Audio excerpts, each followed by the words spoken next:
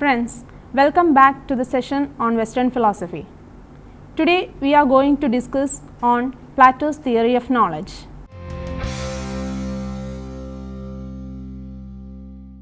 Plato was a highly important Greek thinker and mathematician from the classical period. He is perhaps the best known, most widely studied and most influential philosopher of all the time. Plato stood for the strong opposition to the materialist view of the world represented by Democritus and Epicurus.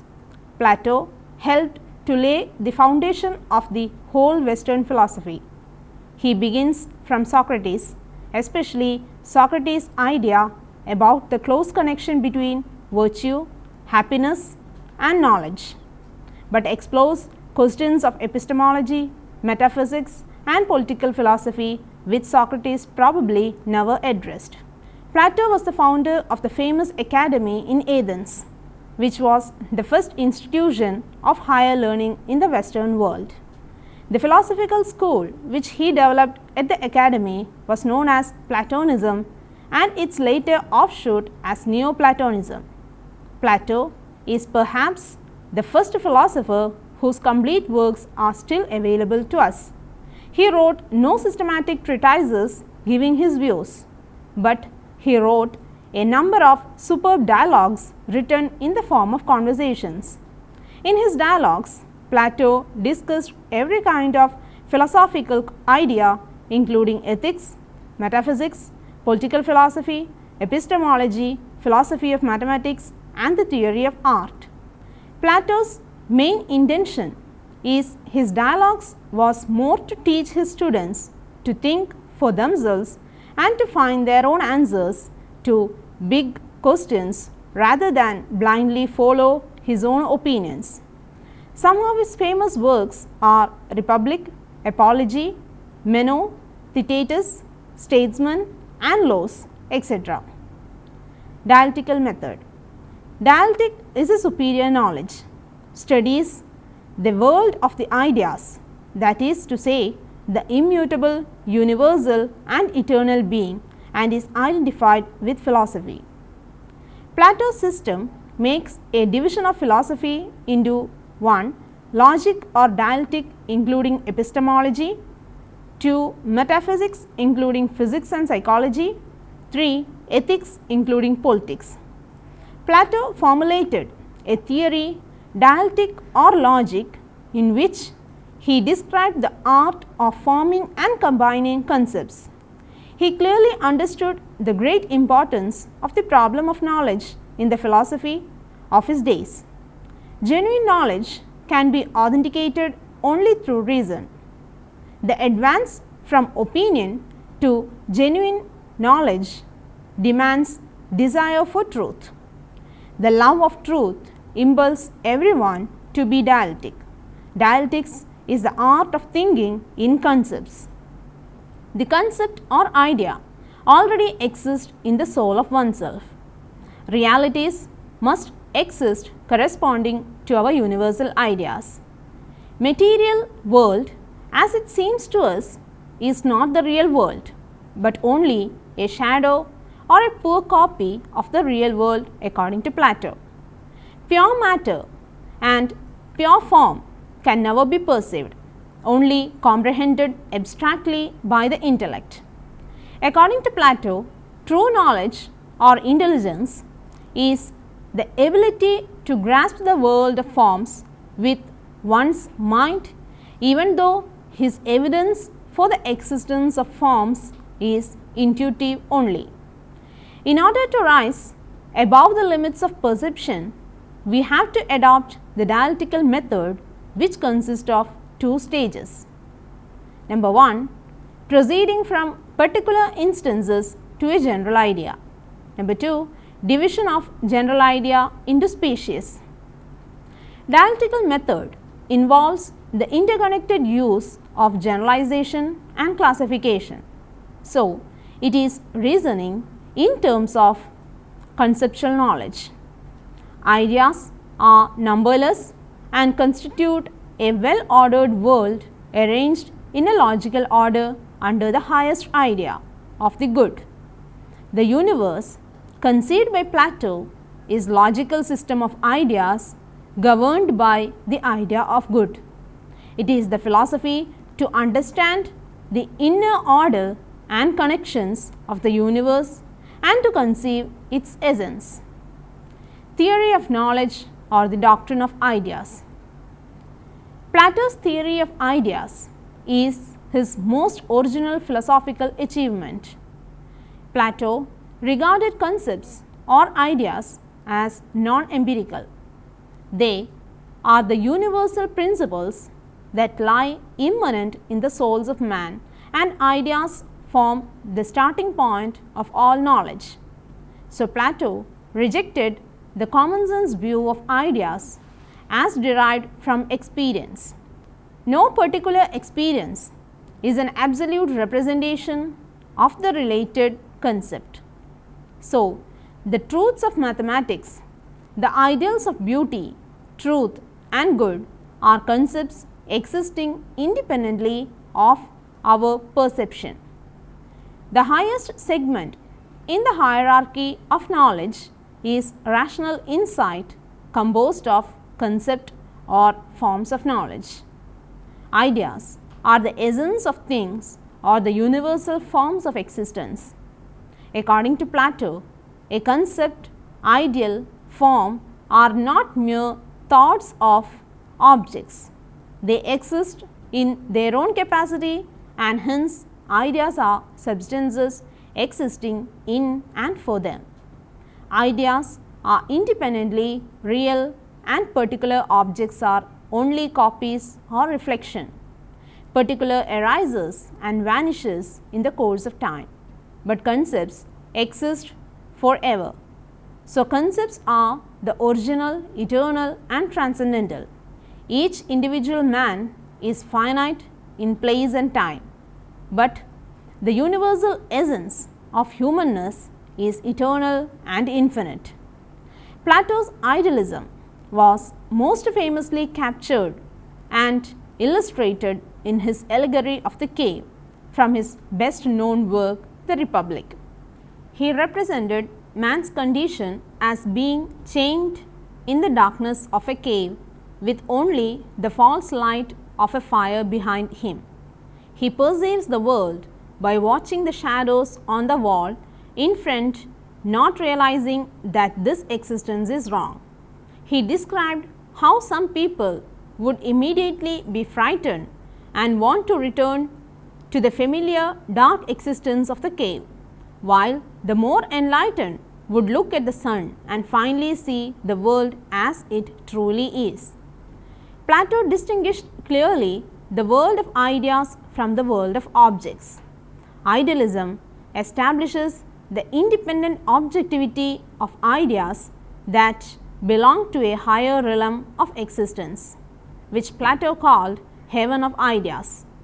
Plato conceived the universe as a logical system of ideas, which is an organic unity. It is governed by a single purpose, that is, the idea of the good or the logos. So, genuine reality is identical with genuine good. Logos is the cosmic purpose, which is the supreme idea of all ideas. Plato had defined ideas in terms of the following characteristic. Number 1, form or ideas are real entities or substances. 2, there is a great variety of forms, including the forms of classes of things, of qualities, of values, etc. 3, the forms belong to a realm of abstract entities, a heaven of ideas separable from concrete particulars in space and time. 4, the forms are superior to particulars in degree of reality and value. 5, the forms are the realities of which particulars are mere appearances. 6, the forms are non-mental and subsist independent of any knowing mind. 7, the forms are non-temporal and non-spatial. 8, the forms are eternal, immutable and are logically interrelated. 9, the forms are apprehended by reason and not by the sense. Particular objects and perceptions are related to universal ideas in terms of participation because the particulars are only copies of universals. The doctrine of participation presents serious difficulties for the theory of ideas. The philosophical position summed up in the above statements, that is, Platonic idealism has its exponent from the time of Plato to the present. Plato's ethics. Like all ancient philosophers, Plato maintained a virtue-based eudaimonistic ethics. That is to say, human well-being is the highest aim of moral thought and conduct. The virtues are the requisite skills and character traits. His conception of happiness differs in significant ways from ordinary views. He devotes much time to undermining the traditional understanding of the good life as to describing his own conception.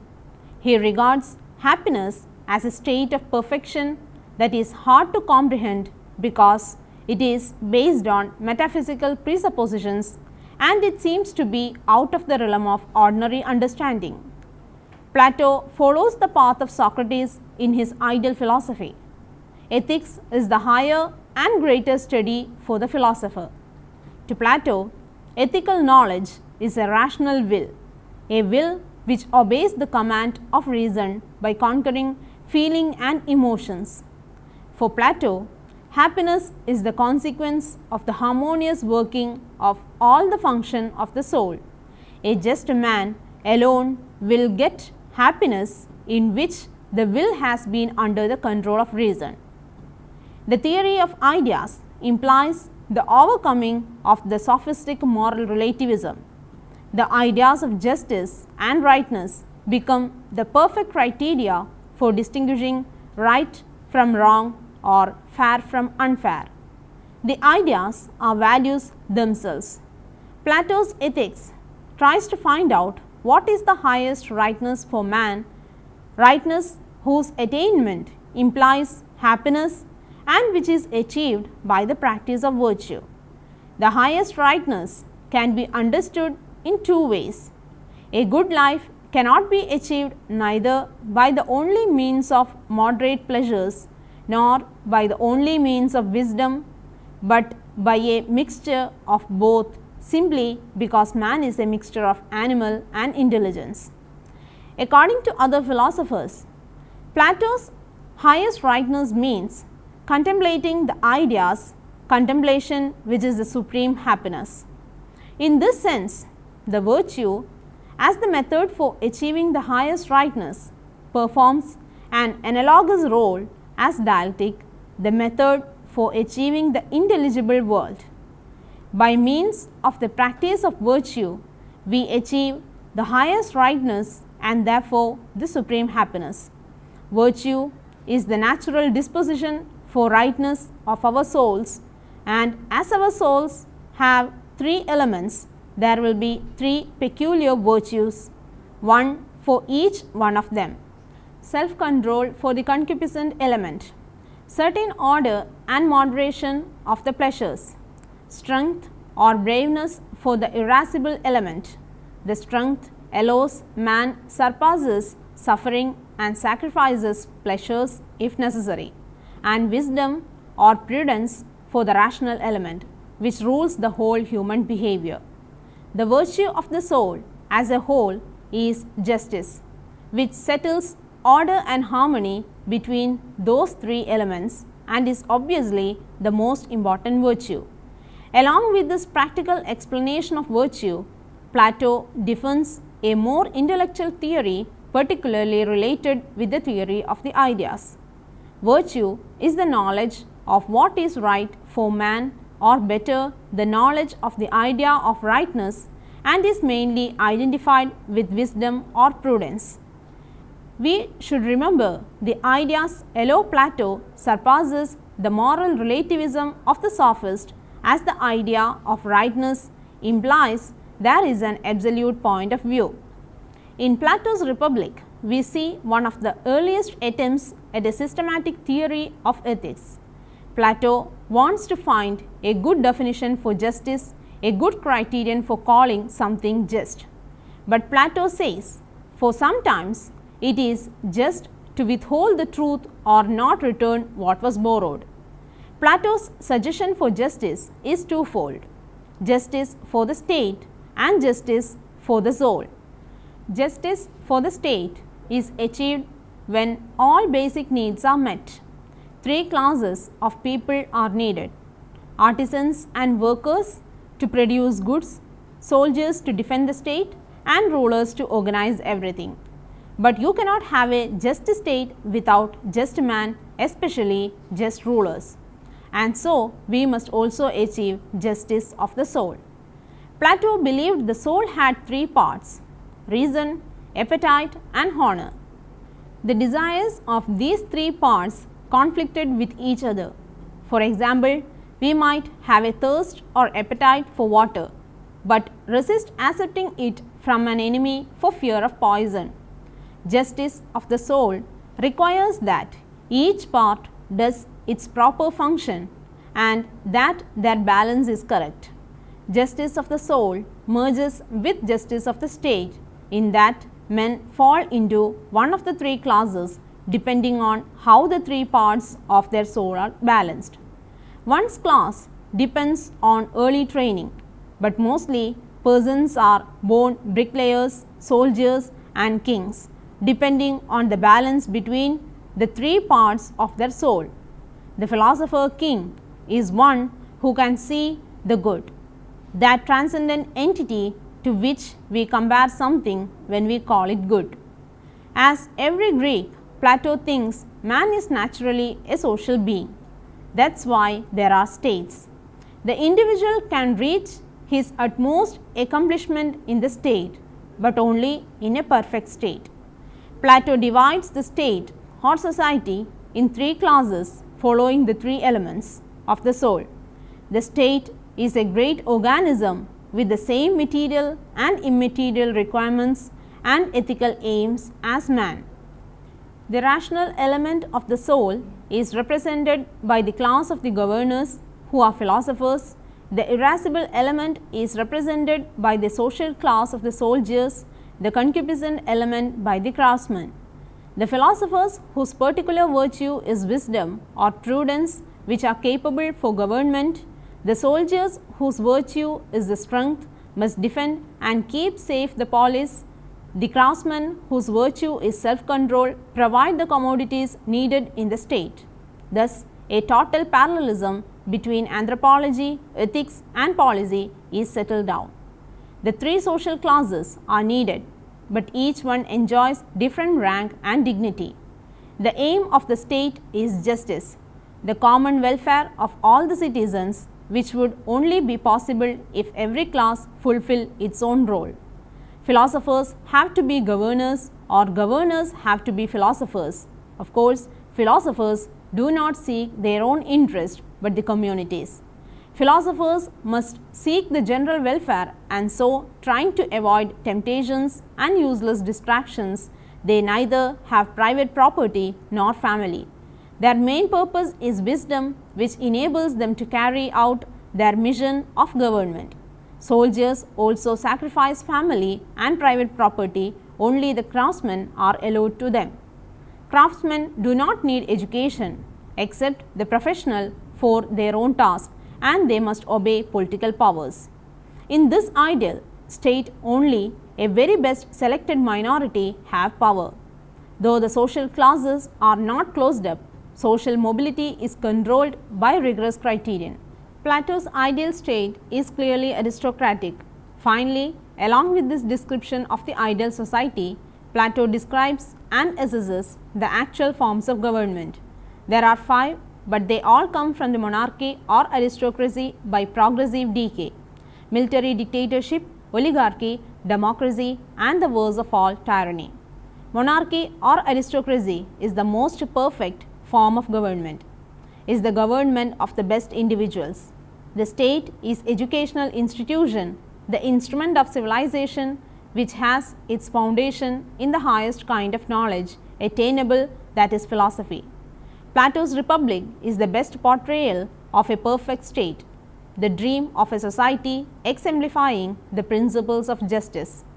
The concern for the moral foundation of political and social institutions characterizes Plato's entire political philosophy. Nobody denies Plato's historical position in Western philosophy. His deep influence on later Greek thought and on Christianity is obvious. His philosophy is termed realistic idealism, which is at the same time phenomenalistic and transcendental.